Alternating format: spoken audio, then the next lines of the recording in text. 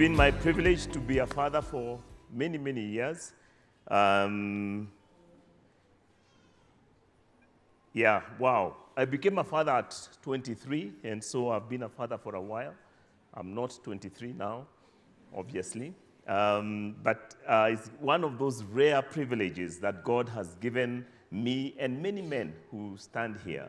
And through the challenges of life, through the ups and downs, through the seasons, you look back and there's so much to thank God for.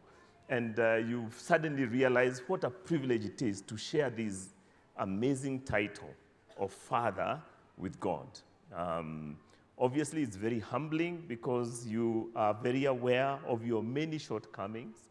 And now as we've reflected on the man Abraham, we are glad that he's a real example, and in that we've seen his humanity, we have seen his failings as a man, we have seen the many places where he made decisions that could have been questionable, but nevertheless, we have seen how God has walked with him until a point that has reached when he is able to completely mirror the fatherhood of God.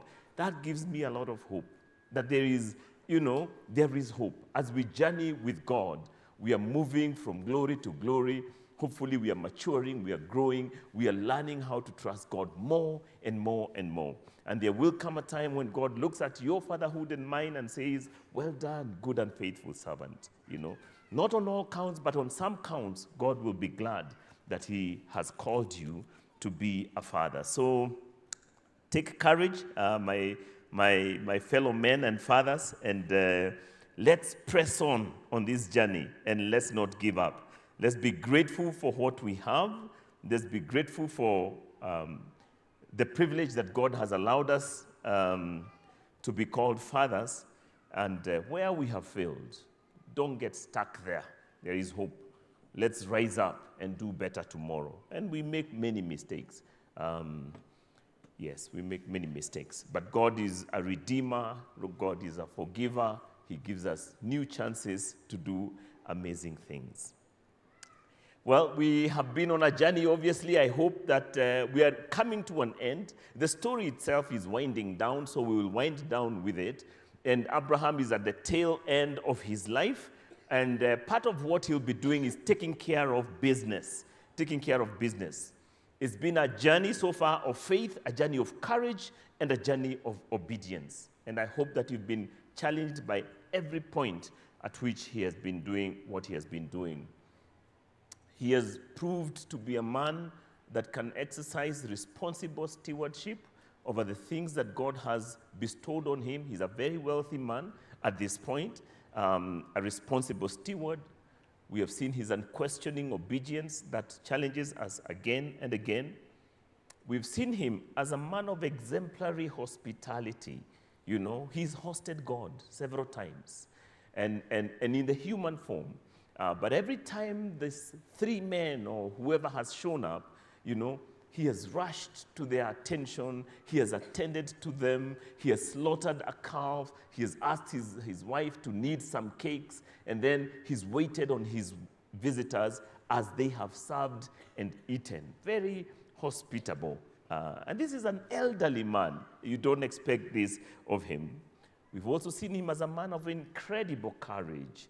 When Lot was taken captive as a fugitive, he took 300 men, followed the enemy, conquered whoever it is that had his relatives, brought back the loot plus Lot and everybody who had been taken, a man of incredible courage. But we've also seen him as a man of unrelenting hope. Against all odds, he believes God for what is incredible, what is improbable, indeed for what is impossible. But he is persistent in hope. He's relentless. If God said it, God will do it. And you can't move Abraham from that kind of faith. And those are things that we can emulate from this story, from this man. The reason that he does this is that he's inspired by a God of covenant. He knows this God is rock solid. If he said it, he will do it. I don't care what the circumstances say. God said it, it's going to happen. And I pray that our own faith will have such solid foundations because we have even better examples than he ever had. I don't know where he got this faith. He didn't know the metaphors that we know nowadays. Christ is the solid rock, on whom we are founded. He didn't have such metaphors, and yet he was able to believe God when it was almost impossible to do so. So today we track the story from where he stopped. He's come from, the mountain, Mount Moriah, where he's done the incredible job of offering his son. He goes through the emotions of loss. God restores Isaac because he has provided the sacrificial lamb that is to be killed instead of his son. So Isaac is restored to him. He's actually able to walk back to Beersheba, back home with his son. God answers this prayer. So at the end of that, in verse 20, in chapter 22 of Genesis, sometime later, Abraham was told, Milcah is also a mother. She has borne sons to your brother Nahor. Good news coming from Mesopotamia about his relatives who are still living out there. Uz, the firstborn, Buz, his brother, Kemuel, the father of Aram, Kesed, Hazor, Pildash, Jidlaph, and Bethuel. The author adds this little footnote: Bethuel became the father of Rebekah. So we are already thinking about the next generation because Isaac would marry Rebekah. Milcah bore these 8 sons to Abraham's brother Nahor. His concubine, whose name was Reumah, also had sons, Teba, Geham, Tahash, and Maachah. So this news comes to Abraham. It's good news. We always want to receive news about our relatives, how they are doing, especially if you've moved and relocated and they are far away. And it could take a long time. I mean, there's no, modern communication. So probably we'll wait for a caravan of merchants from that far to come all the way and maybe pass this news. But somehow the news reaches him. And the news is that, your brother, and his wife Milcah now have these children. This could be good news. It's mostly good news. But depending on where you are at in terms of your own journey of life, even good news sometimes could be bad news. Picture this. Abraham is now past 100 years old, probably about 108, 109, depending on how old Isaac was at the point of being offered as a sacrifice. So Abraham is past a century. He receives news about his kid brother, Nahor. And Nahor and Milcah have been very busy producing boys. Not 1, not 2, not 3. Milcah alone has 8. And then Reumah, the concubine, has another 4. So baby brother has all of 12 sons. And here is Abraham with how many? All of 1. And even him under serious threat in terms of he's barely able to hold on to him. He's about to be sacrificed, and he has just been redeemed back. There is some tension here, and at a human level, you would wonder who is the inheritor of the promises between Nahor and Abraham. And humanly speaking, you probably would excuse Abraham if he took this with a little pinch of salt. The text doesn't say that, but sometimes we are in these situations where others are sharing good news, they are probably relatives, but when we think about where we are at, we are forced to wonder, God, what's going on here? I thought I'm the blessed one. I thought I'm the one who you promised that my descendants will be as numerous as the stars in the sky. You even made me look, and as numerous as the sand in the seashore. But here is baby brother with 12 sons, no less. And here I am, barely able to hold on to 1. And the one that I had with Hagar is long gone in the desert somewhere. I don't even know what has become of him. And we may find ourselves in situations like that because God may have set you on a very different path from other people. And we are not to compare our fortunes with others, because what God has promised you will come to pass at God's time, even if the circumstances around you seem to give evidence to the contrary. And most of the time, that's what will happen. Here you are actually the local evangelist in your village and in your family. Nobody else is saved. But it seems like circumstances press harder on you than all the other fellows. Those brothers of yours who have, they say in the English that his shadow has never darkened the doorway of a church. You know, you've never come into church. Maybe your relatives don't even care that you're a Christian, you know. But every so often, it's them who gives you a call and says, by the way, that job I told you about, it has come through. You know, that time you've been struggling with your boss. And so they want you to pray about this new opportunity that has opened up because they are relocating to Sweden. You know, and you are the one to pray since you are the Christian anyway. Them, they don't know God. He's a mambo to Jew, you know. And you wonder, God, what's going on? Who is the bearer of the blessings between me and my brother, between me and my sister? And sometimes we are put in those difficult and hard situations. You are not to lose focus of God's promise for you. Many, many times, the people who are chosen of God actually have circumstances acting against them and always giving evidence to the contrary, if only to discourage you from thinking that you are blessed. Abraham, past 100, only one kid. Nahor, you know, much younger, with 12 sons. So if you are thinking about the future and the prosperity, whose future is secure? You would think it was Nahor's, but it wasn't. It was always Abraham's future, and Isaac, and Jacob, and Israel. Those are the ones that would endure, because God's promises never, ever fail. So you're not to listen to circumstances in order to determine your relationship with God. You are to watch your walk with God and make sure that you are at a good place with the Lord, and whatever He promises you, you hang on to it like your life depends on it, because it does. And you don't waver. The enemy would like you to waver and to break free and to decide that God cannot be depended on, God cannot be true, so that you lose the real promises of God. If you had tracked with David, King David, we now know he was the greatest king ever in Israel. He set the bar for the monarchy. And there is no time that Israel would ever be as prosperous, powerful, and dominant as in the days of King David. But from the day that he was anointed by Samuel, that day he became a marked man. He became a fugitive. He knew fear. He ran away. He spent most of his youth running away from a mad king called Saul, who was determined to kill him.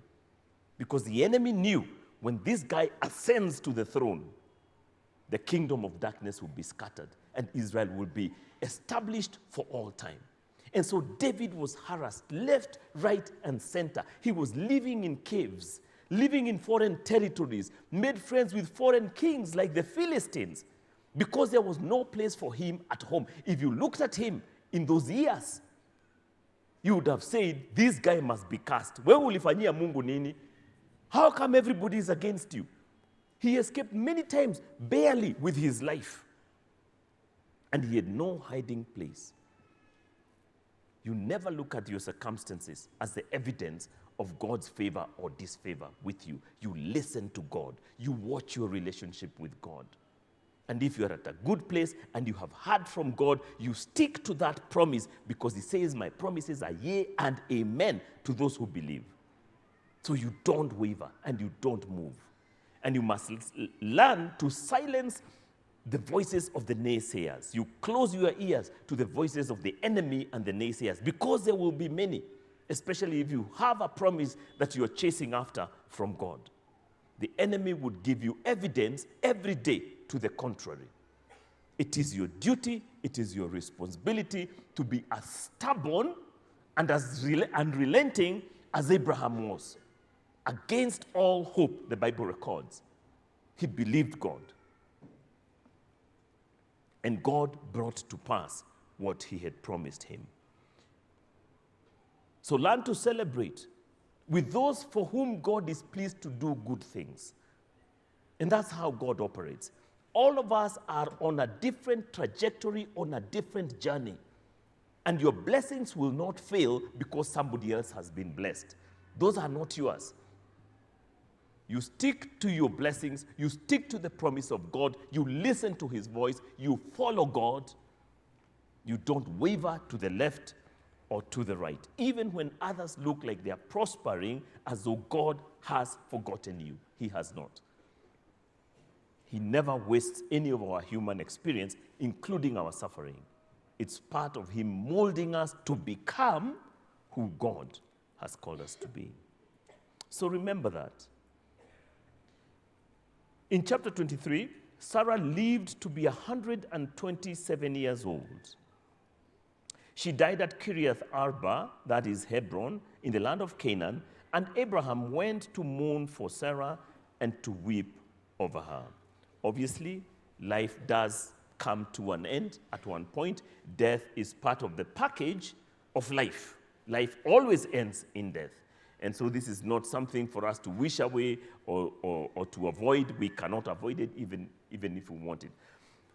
The interesting thing is that she lives to be 127 years old. Again, look at the grace of God. She bore Isaac when she was 90. So God gave her the privilege to watch Isaac from when he was a baby to when he became a toddler to when he became a child, on to his adolescence, on to his teenagehood, then he became a young adult, then he became a full adult. All the way to age 37, she was able to see the son of promise grow up literally to become a man. So again, you cannot miss the grace of God. For somebody who miraculously conceived, she must be the oldest woman to ever conceive at age 90. God keeps her alive another 37 years, that she might see the faithfulness of God, to see the son of promise become a man, so that she can see her future. I'm sure she rested peacefully. Incidentally, she's the only woman to be recorded in terms of her age at death, all right? The Bible is very patriarchal when it comes to that. It follows a lineage because it's chasing after the Messiah. So it follows the men because it's the seed that will come from Adam being passed on to Abraham, etc., etc. So you will not find an age of an elderly woman recorded at death. So she is the only one who gets recorded, including Mary, the mother of Jesus. We don't know at what age she died. It's not recorded. But this woman, who is cited many times as an example of godliness, a godly woman, is recorded here. And the Bible wants us to know that God was faithful to her, though she bore Isaac at a late stage, the son of promise. She gets to see him grow up to an adult. Abraham does not skip the death ritual, the mourning ritual. It's important to acknowledge, the Bible says there's a time for everything, a season for every activity under heaven, a time to be born, a time to die, a time to rejoice, a time to mourn. And so you don't get to skip the season that you are in. And sorrow and death are part of the human experience. And many times we want to wish it away, we want to skip it if we can, but that privilege is not given to us. The Bible records Abraham went to mourn for Sarah and to weep over her.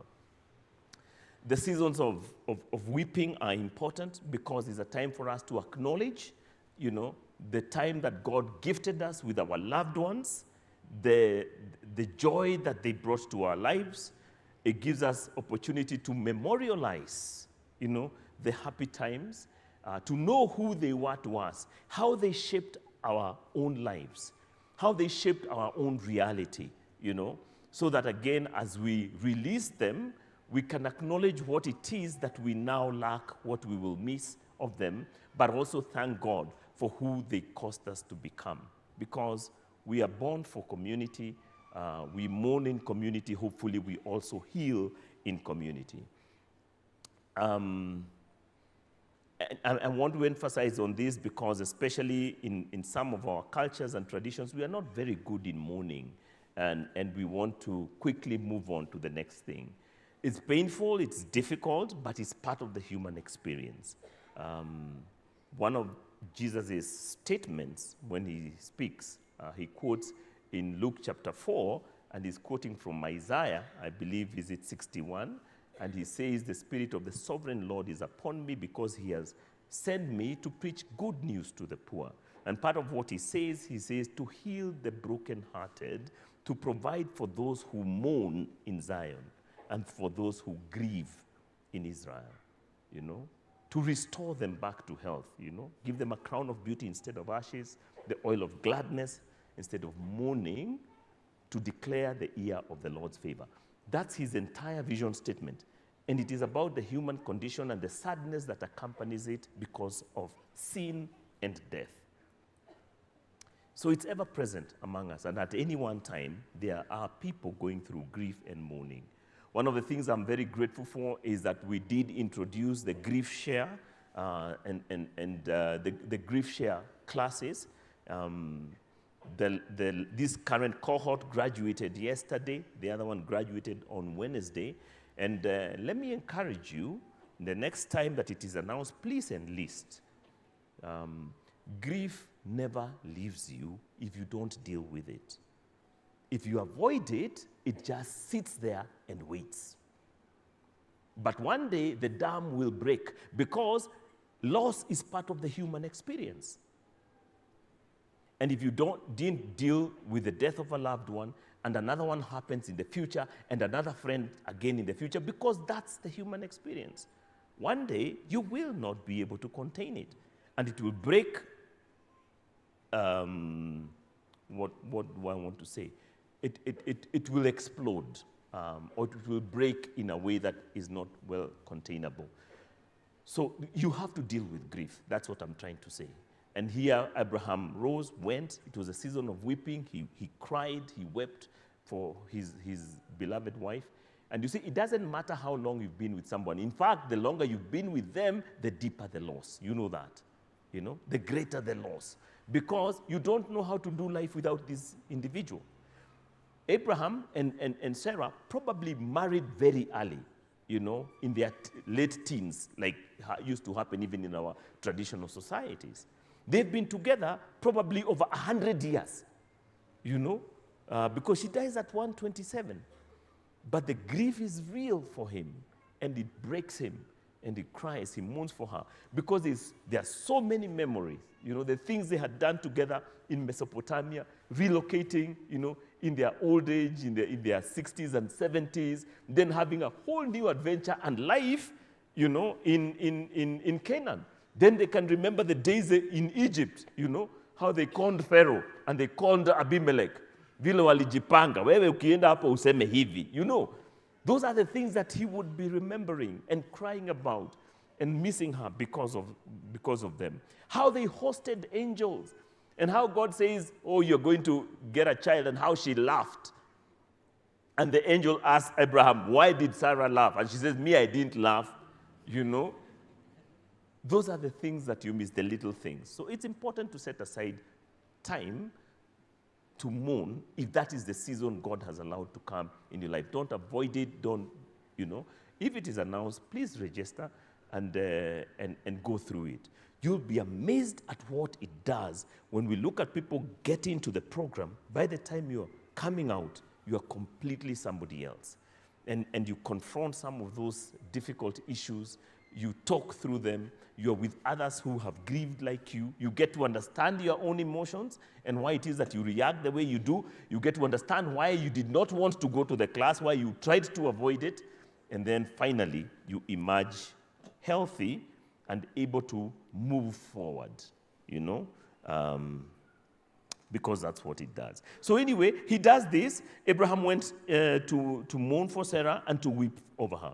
Then Abraham arose from beside his dead wife and spoke to the Hittites. He said, I'm an alien and a stranger among you. Sell me some property for a burial site here so I can bury my dead. The Hittites replied to Abraham, Sir, listen to us. You are a mighty prince among us. Bury your dead in the choicest of our tombs. None of us will refuse you his tomb for burying your dead." Then Abraham rose and bowed down before the people of the land, the Hittites. He said to them, "If you are willing to let me bury my dead, then listen to me and intercede with Ephron, son of Zohar, on my behalf.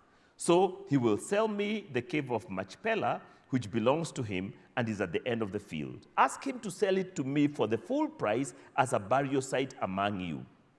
Ephron the Hittite was sitting among his people, and he replied to Abraham in the hearing of all the Hittites who had come to the gate of his city. "No, my lord," he said, "listen to me. I give you the field, and I give you the cave that is in it. I gave it to you in the presence of my people. Bury your dead."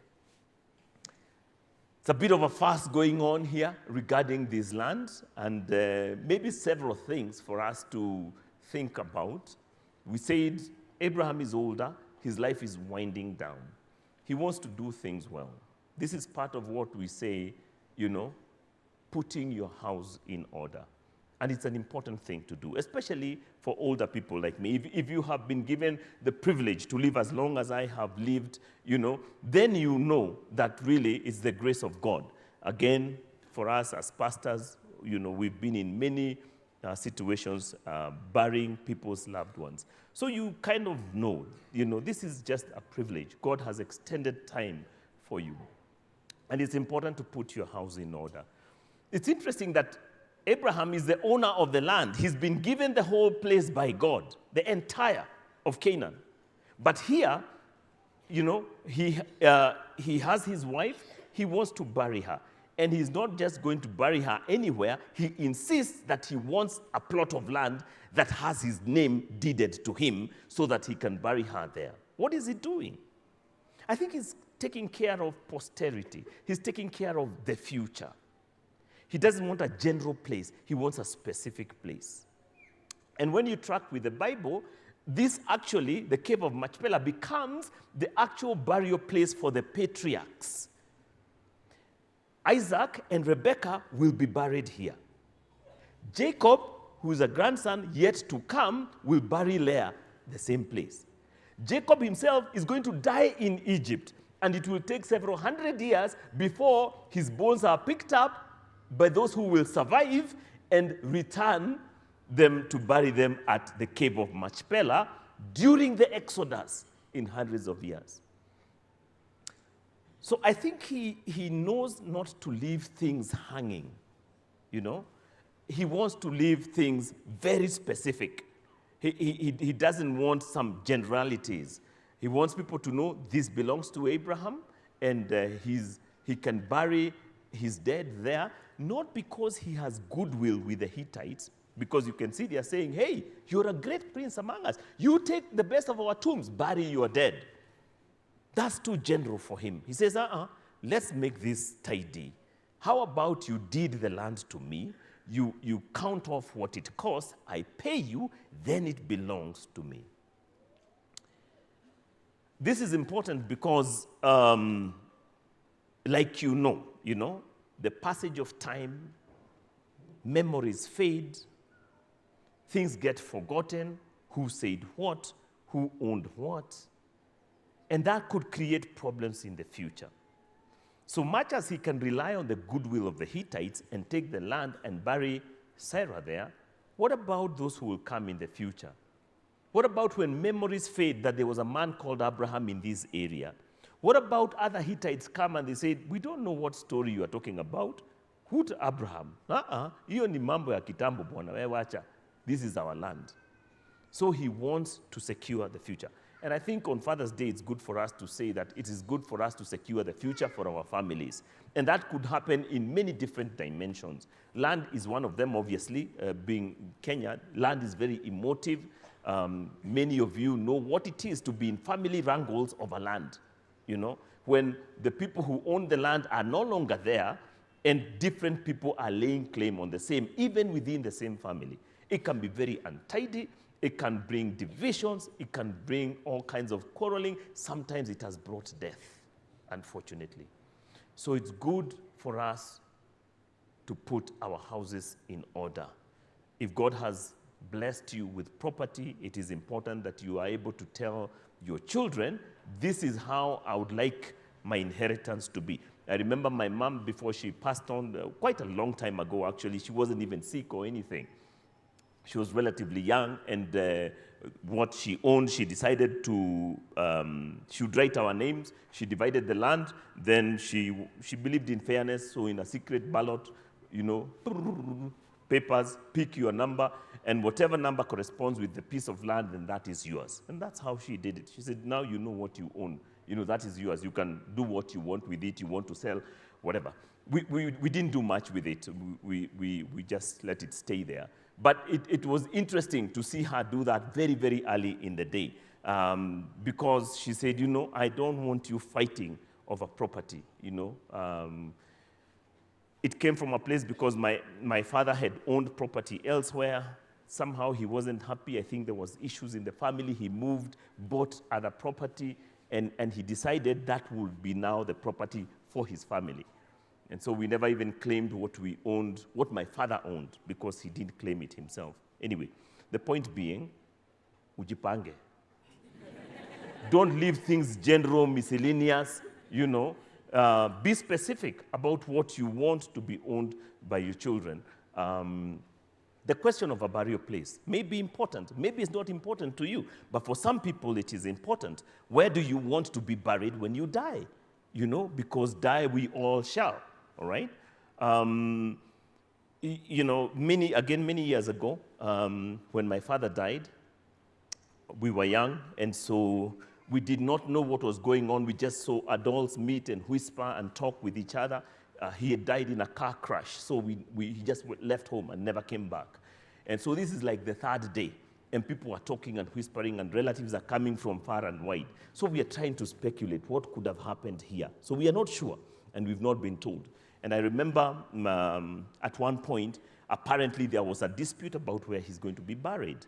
You know, will he be buried in our original land, which is in a place called Ndeia, which is now quite popular here, you know? And he was an only son, so he was supposed to be the sole heir to that. Or will he be buried in the place that he and mom had bought land? And so my grandma and my mom couldn't agree. And so they decided, let's go ask the children where they want their father to be buried. And so they are coming to ask us where we want our father to be buried. We don't even know the man is dead, you know? So if you see I have some issues, you know where they come from, you know? There was no counseling, grief counseling for kids in that time. Nobody told you things. You're just told, yes, he died, and that's it, you know? You're supposed to somehow figure it out, pick yourself up, and continue. That's why I take things like grief share very seriously, because you can carry burdens and weights and fears and all kinds of things if they are not dealt with. And I can tell you that even at the point, maybe it was the shock, at the point we were burying my father, I don't remember myself crying. I wept for my father when I was an adult with my wife and my 3 children. You know, that's when I mourned the fact that I had lost a father. Somehow I'd gotten stuck at that graveside. And this happens many, many years later. Anyway, it was important then. My father, he was young, he was 40, so probably that's why he hadn't even said where he'd like to be buried. No, he had actually said. What happened is that when he bought this land, what he told my mother is that I have found a gravesite. So because of those words, you know, and he had spoken to my mom, we decided his wish must have been to be buried in this land where we buried him instead of his place of origin, for whatever reason. So just the fact that he had pronounced himself, it was important because that dispute got solved immediately, and then he was buried there. I think Abraham is securing the future, not just for himself, but for the generations to come. I'm not saying you must do this, but I'm saying if it is important to you, then have that conversation. Have that conversation with your loved ones. If you have the conversation with your spouse, have the conversation with the children so that it is clear where it is that you will be buried. Because at one point, we will need to exit, even when we don't want to. Yeah? So, and instead of living, and again, we have read newspapers, bodies that remain unburied for how long because people can't agree on where they're going to be buried for whatever reason. It just makes it easier if you pronounce it. And not just the burial place, the inheritance as well. I think those things need to be clear. So he's securing the future for himself and for those who are to come. So he's insisting that even though God has deeded this land to him in terms of the promise, he's still, something else that he understands, he's living within a culture of a people. He's very respectful about how he's interacting with the Hittites. He knows these are currently his hosts. He has received promises from God, but he knows that the Hittites are not privy to these promises. And so he's not behaving as though, he's the owner of the land. He could very well have said, like Joseph, when he was a young guy, we excuse him because he was a teenager, you guys, you will bow down to me. In fact, I saw it. The moon, the sun, and the stars were bowing down to me. You remember that story? It didn't end very well, right? Yeah, he ended up in a pit, sold as a slave. God was involved. But the Hittites are not involved in this vision. And so he doesn't tell them, by the way, guys, I don't have to buy this thing. God has already given it to me. And not just this cave, even the whole land. In the future, my ancestors will come and furusha all of you guys. So you are seated on borrowed land. He doesn't do that. He understands that, the promises are true, but for now, he's being hosted by the Hittites. He needs to honor their customs. What he wants to own, he needs to purchase so that it is deeded to him and that the neighbors know. The interaction itself is done in public. They would sit on the city gate. The negotiation would be done in the open.